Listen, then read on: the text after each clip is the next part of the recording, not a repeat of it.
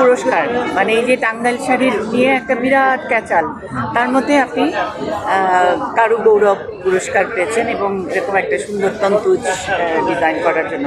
প্রথমে বলেন কেমন লাগছে? এটা আসলে অবশ্যই অনেক সুন্দর অনুভূতি এটা। আমি প্রথম পুরস্কার পেলাম। আচ্ছা আচ্ছা। আমি 27 বছর যাবত এই কাজের সঙ্গে আছি। আচ্ছা, প্রথম কত বছর? 27 বছর। 27 27 বছর ধরে? 97 থেকে আমি এই কাজের সঙ্গে। আচ্ছা, বয়স কত আপনার? 46। ওই আর কি, বাবার সাথে থাকতে বাবার থাকতে সঙ্গে থাকে। আমাদের এটা মানে বংশ পরম্পরা, বাপ দাদার বংশ পরম্পরায় আপনার তাঁতি হিসাবেই পরিচিত।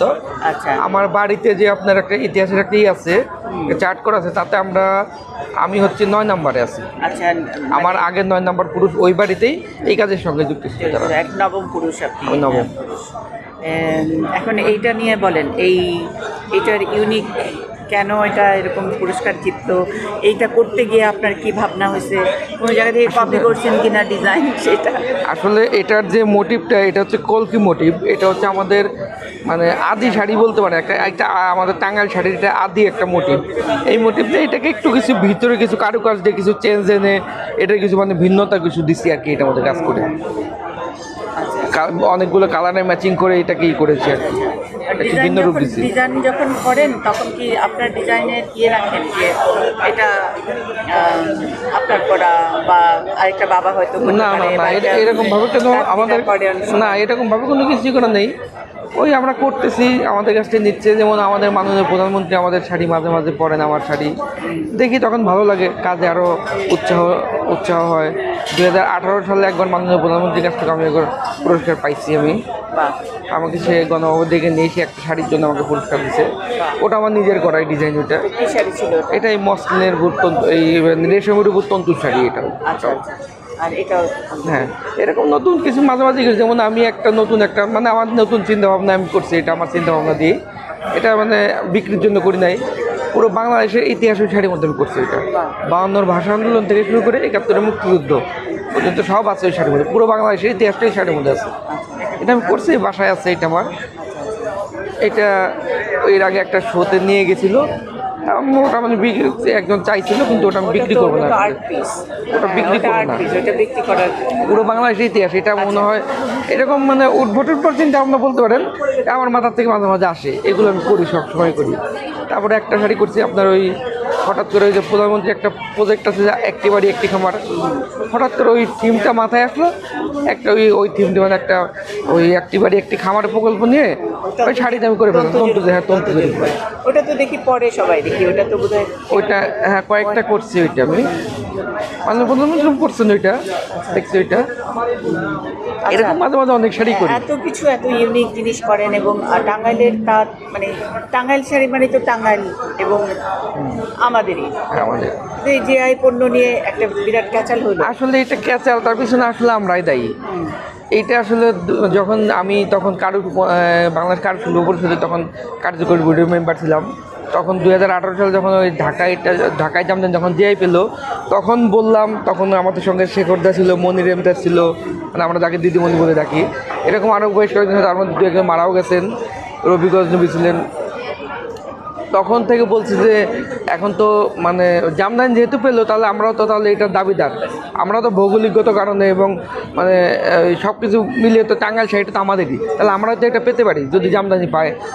তখন সেটা নিয়ে কাজ করবে বললো, তখন তারাও বললো যে এটা নিয়ে কাজ করবে, এরপরে টাঙ্গাইল নিয়ে কাজ করবে। কিন্তু এর মধ্যে আবার 2000 আসলে করোনা আসাতে মানে আমরা সব ভুলে গেছিলাম ওই সাবজেক্টটা। এই গ্যাপটা না অ্যাপ্লাই করে না, এই গ্যাপটাকে আসলে ইন্ডিয়ারা কাজে লাগাইছে। মানে এটা আমাদের নেগলেসি বলতে পারেন, 100% আমাদের নেগলেসির কারণে ওরা আসলে এটা নিছে। কারণ ওরা তো কোনোভাবেই পেতে পারে না এটা, ভৌগোলিক কারণ বলেন, তারপর মানে অবস্থাগত কারণ বলেন, নামের দিক থেকে বলেন, সব দিক থেকে তো আমরা পাই। মানে ওদের পাওয়ার তো কোনো রুলস নাই। এখন ওরা হয়তো কোনো একটা চেষ্টা মানে করা যায় নানাভাবে এটাকে। হ্যাঁ, এখন আসলে পুরোটাই গভর্নমেন্টের হাতে। এখন গভর্নমেন্ট যদি মনে করে এটা ফিরিয়ে আনবে, তাহলে হয়তো চেষ্টা করলে পারতে পারে। তবে শুনলাম যে আপনার ওই ইন্ডিয়ান আইনজীবী নিয়োগ দেওয়া হয়েছে, এটা ওই ইন্ডিয়ান কোনো কোর্টে হয়তো দিল্লিতে হয়তো এটা মানে আইনি লড়াই চলছে এখন। এটা বাকিটা তো আসলে এটা অতটা জানি না। এখন দেখা যাক। টাঙ্গাইল শাড়ি নিয়ে কি স্বপ্ন দাদা? আমার টাঙ্গাইল শাড়ি নিয়ে স্বপ্ন, টাঙ্গাইল শাড়িটাকে বলতে বলতে পারেন তাঁত জাতীয় দ্রব্য পণ্য নিয়ে আমার একটা স্বপ্ন হলো আপনার, আমরা তো ইন্ডিয়াতে প্রচুর রপ্তানি করতেছি, আমি নিজেও করতেছি, মানে প্রচুর শাড়ি যাচ্ছে আমাদের টাঙ্গাইলে। অবশ্যই ওদের থেকে আমরা ভালো বানাই মানে কম দামে দিতে পারি বলেই তো ওদের সুতা মানে কাঁচামালটা তো অনেকটা ওদেরই, অনেকটা মানে অনেক কাঁচামাল ওদের, সবটা আমাদের কাঁচামাল না। আমাদের কাঁচামালের মধ্যে আমাদের ইন্ডিয়া, চাইনিজ আর হচ্ছে বাংলাদেশের। এখন তার মধ্যে ওদের কাঁচামাল দিয়ে আমরা বানাইতেছি, ওদের দেশে বিক্রি করতেছি, তাহলে অবশ্যই এখানে আমরা কিছু হয়তো সেটা কোয়ালিটির দিক থেকে অথবা দামের দিক থেকে কম পাইতে, ভালো কোয়ালিটি ভালো এবং দাম কম পাইতেছি দেখে ওরা নিতেছে। ইন্ডিয়ান মার্কেটে আমাদের ভালো একটা চাহিদা আছে। এখন আমি চাইতেছি যে এই পণ্যটাকে যদি ইউরোপের মার্কেটটা আমরা দখল করতে পারি, সেটা আমি শাড়ি হিসেবে না গেলাম, সেটা আমি মানে ক্লথ হিসেবে গেলাম, ওরা যা আছে আমরা তাই বললাম। এখন যেমন এখন আমরা 3 পিস বানাই, পাঞ্জাবি বানাই, তারপর আপনার ওই শার্ট পিস বানাই, তারপর ফতুয়া বানাই। এখন ওদের যে পোশাক আমরা ওইটা নিয়েই আগালাম। যেমন ওরা, আমি এর আগে একটা থাইল্যান্ডের একটা অর্ডারে কাজ করছি আপনার, ওরা যে বিচে যে পরে স্কার্ফ পরে মেয়েরা, ওই স্কার্ফ একটা 820 একটা নিয়েছিলাম। তারপরে হয়তো বিভিন্ন কারণে আমরা আর আগাইতে পারিনি, এটা ওদের খুব পছন্দ হয়েছে, দামের দিক থেকেও ঠিক আছে। কিন্তু তারপরে আমরা একটা বাংলাদেশে একটা বাইং হাউসের মাধ্যমে গেছিলাম, হয়তো তারা কোনো কারণে আর আমাদের সঙ্গে যোগাযোগ করে নাই। পরবর্তীতে খবর নিয়ে দেখলাম যে ওই অর্ডারটা এখন বর্তমানে ইন্ডিয়ানরা করতেছে। ওই অর্ডারটা আছে কিন্তু ইন্ডিয়ানরা করে দিচ্ছে। এটা আমাদের কোনো ব্যর্থতা হয়তো। এরকম ব্যর্থতারই ইতিহাসকারী, কিন্তু আমাদের এই কারুশিল্পীরা এই ধুকে ধুকে মরবে না, ধুকে ধুকে মরবে তা ঠিক না। আসলে দুইটা জিনিস দরকার, একটা হচ্ছে ভালো ডিজাইন এবং ভালো কোয়ালিটি। দুইটা যদি আপনি এনশিওর করতে পারেন। মার্কেটিংটা তো আসলে আমাদের সহযোগিতা, সরকারের সহযোগিতা এটা করতে হবে। এটা তো সরকার সহযোগিতা, আমাদের ক্ষেত্রে বলতেছি ভালো মানে আপনার ভালো কি বলে কোয়ালিটিটা ভালো হতে হবে, তাহলে আপনার হয়তো মার্কেট পেতে অসুবিধা হবে না। আসলে আপনি বাজারের কোনো কিছু খেয়াল না করে, কোনো ডিজাইন থেকে শুরু করে কোয়ালিটি থেকে শুরু না করে যা খুশি তাই বানাবেন, বাজারে নেবেন, বিক্রি হবে না, সরকারের দোষ দেবেন, সেটাও হয় না। আবার এটাও ঠিক, যদি সরকার যদি আমাদের পিছনে মানে একটু পৃষ্ঠপোষক না থাকে তাহলে তো আমরা এগোতে পারবো না আসলে এটাকে। সেই জন্য আমার ইচ্ছা যে এটাকে তাঁতজাত পণ্যটাকে আমি ইউরোপের মার্কেটে আমি একটু ট্রাই করতে চাই। যদি সরকারের কোনো সহযোগিতা হবে আমি একটু ট্রাই করতে চাই এটা নিয়ে। আমি ব্যক্তিগতভাবে আমি পরিশ্রম করব, কিন্তু ওই জায়গাটাতে আমরা যেতে হলে আমাদের সরকারের সহযোগিতা লাগবে, ওইখানে তো আমাদের যাওয়া সম্ভব না।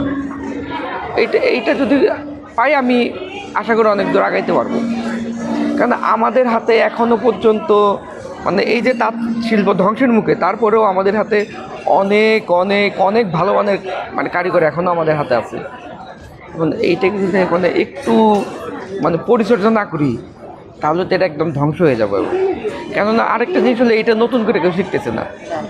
এই জন্য সবচাইতে বেশি দরকার আমাদের, যেমন টাঙ্গাইল, আমাদের টাঙ্গাইলে খুব খুব খুব বেশি দরকার একটা ডিজাইন ডেভেলপমেন্ট সেন্টার, খুব দরকার।